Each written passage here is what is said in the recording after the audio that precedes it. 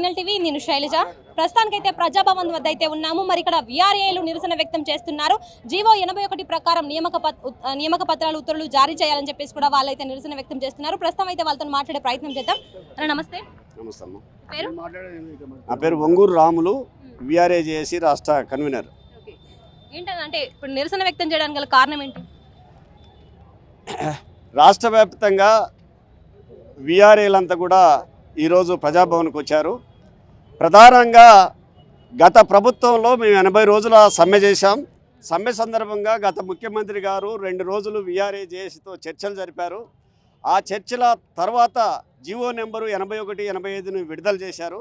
ఆ జీవోల్ని అనుసరించి రాష్ట్రంలో ఉన్నటువంటి 20,555 మంది విఆర్ఏల్లో 16,758 మందికి ప్రమోషన్లు ఇచ్చారు. ఇతర శాఖల్లో సర్దుబాటు చేశారు. రెవెన్యూతో పాటు మున్సిపాలిటీ, అట్లాగే ఇరిగేషను, విద్య, వైద్యం తదితర శాఖల్లో సర్దుబాటు చేశారు. కానీ అదే జీవోలో పొందుపరిచినటువంటి 3,797 మంది మిగిలిన 61 సంవత్సరం వారసులకి ఉద్యోగాలు ఇవ్వకుండా గత 18 నెలలుగా ఈ ప్రభుత్వం నిర్లక్ష్యం చేస్తుంది.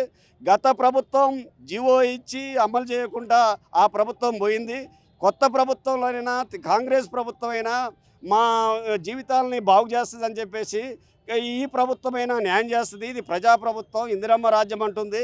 కాబట్టి దళిత పేద బడుగు వర్గాలకు చెందినటువంటి విఆర్ఏల జీవితాలని బాగు చేస్తుందని చెప్పేసి ఆశించాం.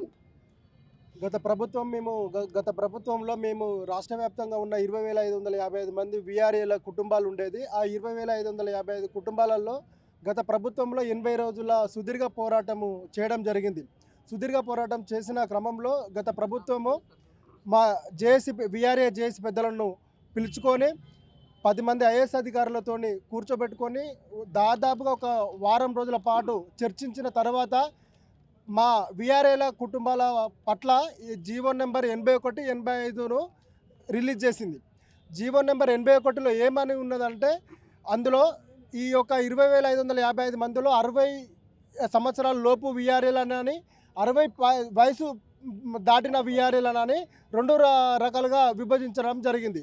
60 లోపు ఉన్న విఆర్ఏలకు 16,758 మంది కుటుంబాలకు న్యాయం చేసింది. వారి విద్యా అర్హత ప్రకారంగా వారికి ఉద్యోగాలను కేటాయించింది, ఆర్డర్స్ ఇచ్చింది, ఆల్రెడీ జీతాలు కూడా ఇస్తుంది.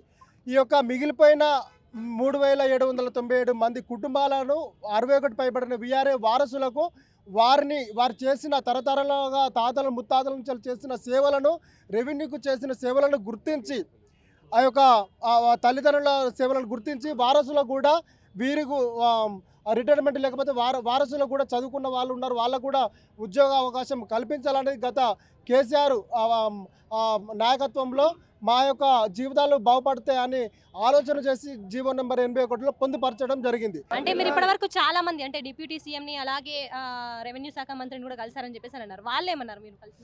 మేడం, మేము అంటే మాకు జియో వచ్చి 18 నెలలు అవుతుంది. 18 నెలల కానుంచి అంటే అప్పుడున్న బీఆర్ఎస్ ప్రభుత్వానికి కానీ ఇప్పుడున్న కాంగ్రెస్ ప్రభుత్వానికి కానీ ప్రతి ఒక్క వాళ్ళని కలిస్తే ఒకటే ఏమంటున్నారు అంటే మేము చేస్తాం మీ గురించి ఆలోచిస్తున్నాం చేస్తామని అంటున్నారు. కానీ జియో వచ్చి 18 నెలలు అయిపోతుంది.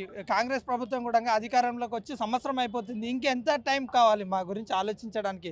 12 నెలల సమయం అనేది ఇంకా సరిపోతలేదా మీకు అనేది నేను ఈ మీడియా ముఖంగా నేను అడుగుతున్నా మేడం. అంటే ఇప్పుడు మీకు గత ప్రభుత్వంలో జీవో వచ్చింది, ప్రస్తుతం ఉన్న ప్రభుత్వం దాన్ని అమలు చేయాలి, మీకు నియామక ఉత్తర్వులు ఇవ్వాలి, కానీ ఎందుకు ఇవ్వట్లేదు అంటారు? ఎందుకు ఇవ్వట్లేదు మేడం? మాకు ఎందుకు ఇవ్వట్లేదు అని మేమే వాళ్ళని అడుగుతున్నాం మేడం. ఎందుకు పెద్ద కారణాలు ఏం లేవు. ఒకటి ఏందనంటే మా సర్వీస్ రూల్స్ ప్రకారం విఆర్ఏలు అని అంటే 2 విభాగాలుగా చేసిర్రు. ఒకటి 61 కింద అనేది, ఒకటి 61 పైన. మాకు 61 పైన 3,797 మంది ఉన్నారు.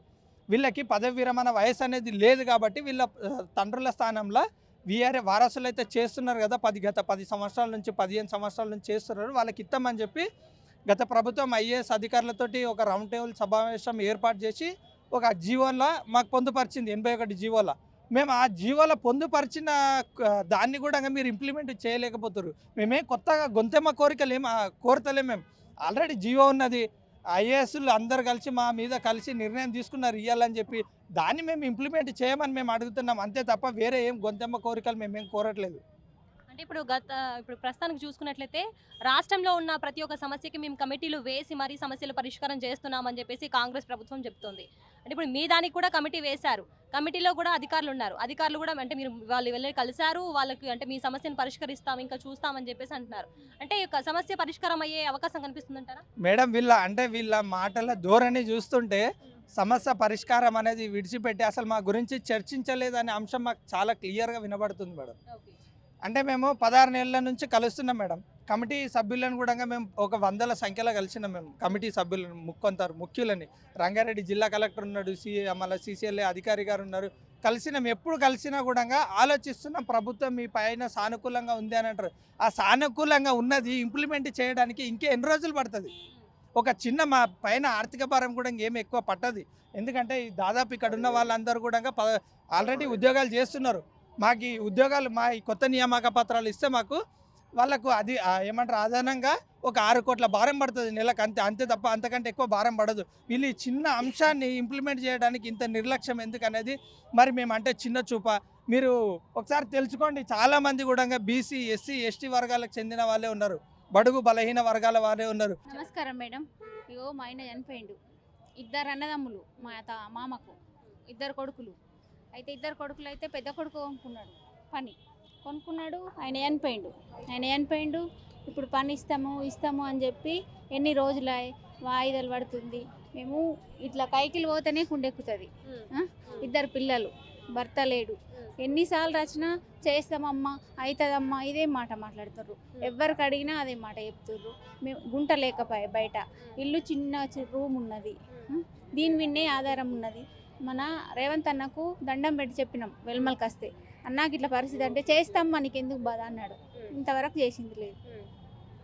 మీకు న్యాయం జరుగుతుందని నమ్మకం అవుతున్నది, మరి ఏం చేస్తాడో తెలుస్తలేదు. ఆమె ఏడుస్తుంది. ఆమె కూడా ఇది ఏ ఊరంటే? వెల్మల్, నిజామాబాద్ డిస్ట్రిక్ట్, నందిపేట. ధర్నా కోసం ఎన్నిసార్లు వచ్చారు మీరు?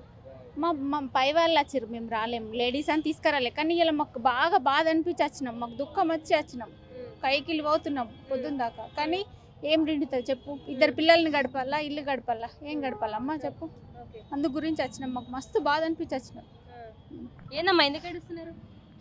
దయచేసి రేవంత్ అన్నని మాకు సాయం చేయమని, మా ఉద్యోగాలు మాకు ఇవ్వమని చెప్తున్నాం. దండం చేద్దాం. మాకు నాన్న లేడు, నాన్న చనిపోయిండు. మా అమ్మ చేసింది, మా అమ్మకి సాతగా వచ్చింది. ఇప్పుడు నేను చేస్తున్నా మేడం. ఇప్పుడు ఎందుకు ఇట్లా కొత్త ప్రభుత్వం వచ్చి నుంచి మమ్మల్ని ఎందుకు ఇట్లా నెగ్లెక్ట్ చేస్తుర్రో దయచేసి మాకు మా జాబులు మాకు ఇప్పియండి మేడం. అంతే మేము కోరేది.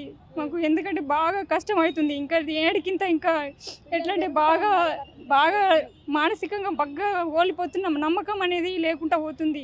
అసలు నమ్మకము లేవు. వస్తుందా రాదా అపనమ్మకంతో బతుకుతున్నాం. రోజు రోజుకి అసలు వస్తుంది అని చెప్తుర్రు మా నాయకులు. కానీ మా పెద్ద వాళ్ళని కలుస్తూ కూడా వాళ్ళు ఎందుకు ఇంత నెగ్లెక్ట్ చేస్తుర్రో మాకు అర్థమవుతలేదు. వస్తుంది మీ జాబులు మీకు ఇప్పిస్తాము, వస్తుంది అని అంటున్నారు. మరి ఇన్ని రోజుల నుంచి గత 16 నెలల నుంచి ఎందుకు ఇంత నెగ్లెక్ట్ చేస్తుర్రో మేడం అర్థమవుతలేదు. మరి దగ్గరికి చాలా సార్లు వచ్చి ఉంటారు కదా మీ దగ్గరికి నిజామాబాద్?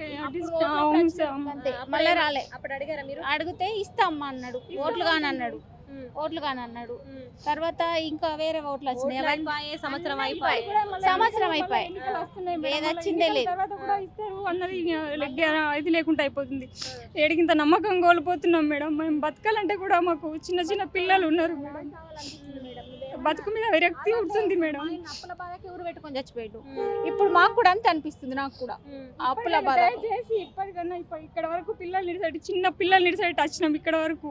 ఇప్పటికైనా దయచేసి సారు రేవంత్ రెడ్డి అన్న గారు ఇప్పుడు దయచేసి మాకు ఇవ్వాలని చెప్పి మేము కోరుకుంటున్నాం. అంతే తప్ప మాకు ఇంకా ఏం అవసరం లేదు. 3,000 చిల్లర మందికి ఉన్నాము వారసులము. ఈ వారసత్వం ఎప్పుడైతే పాత జీవో ఉన్నప్పుడు అప్పుడు ఎట్లా హామీలు ఇచ్చిండ్రో ఇప్పుడు రేవంత్ రెడ్డి వచ్చి కూడా ఇన్ని రోజులు అవుతుంది, ఇన్ని రోజులు బాధపడుతున్నాం. మరి పట్టించుకుంటలేరు ఎందుకో మరి అర్థం కాదు. మాకు ఇవ్వాలని చెప్పి మేము అడుగుతున్నాం మేడం. అంతే. ఇచ్చిన వాళ్ళకైతే జీతాలు వస్తున్నాయి, వాళ్ళు మంచిగా బతుకుతుండ్రు. మేమేమి ఇట్లా ఉన్నాం. ఇప్పుడు గట్టు కైకిలు తిరుగుతున్నాము. అవి కైకిలు చేసుకున్నా 2 తల్లేవు మేడం. మా ఆయన అప్పుల బాధకి ఊరు పెట్టుకొని చచ్చిపోయాడు. ఇప్పుడు నాకు అదే పరిస్థితి అనిపిస్తుంది, చావాలనిపిస్తుంది. ఎంతకంటే ఓపిక పట్టుకోవాలా చెప్పు? ఇట్లా ఆఫీస్ల చుట్టూ ఇళ్ళ వాళ్ళ చుట్టూ ఎందరు చుట్టూ తిరుగుతున్నారో పెద్ద పెద్ద వాళ్ళు. ఇప్పుడు పిల్లల్ని వదిలేసి అందరిని వదిలేసి ఇంటికాడ మేము ఇంత ఎన్నిసార్లు వచ్చుకుంటా పెద్ద పెద్ద వాళ్ళని కలిసి పెద్ద పెద్ద వాళ్ళు మాట్లాడుతుండ్రు. కానీ మరి ఎందుకు ఇట్లా ఇన్ని రోజులు ఇంకా ఎన్ని రోజులు అనేది ఎప్పుడు ఇంకా రేపేమో రేపు రేపు రేపు అంటూ రేపు ప్రతిసారి అంతే ఉన్నది మేడం. ఖచ్చితంగా మాది మా జీవో ప్రకారం అప్పుడైతే మాట ఇచ్చిన ప్రకారం ఇప్పుడు కూడా అన్న మాట ఇచ్చిన ప్రకారం మాకు ఇవ్వాలనేది మేము కోరుకుంటున్నాం అంతే. సో చూసారు కదా, ఇప్పటివరకు అయితే విఆర్ఏలకు 3797 మందికి అయితే మరి నియామక ఉత్తర్వులు ఇవ్వకపోతే, ఖచ్చితంగా క్యాబినెట్లో ఈ అంశం చర్చించకపోతే ఈ యొక్క సమస్య అనేది ఉధృతం చేస్తాము. ఖచ్చితంగా ఇది సీఎం దగ్గరకు వెళ్ళి దీని గురించి పరిష్కారం అయ్యే దిశగా మేము పోరాటం చేస్తామని అయితే విఆర్ఏలో చెప్పిన పరిస్థితి నెలకొంది. కెమెరా పర్సన్ రాజుతో శైలజ, సిగ్నల్ టీవీ, హైదరాబాద్.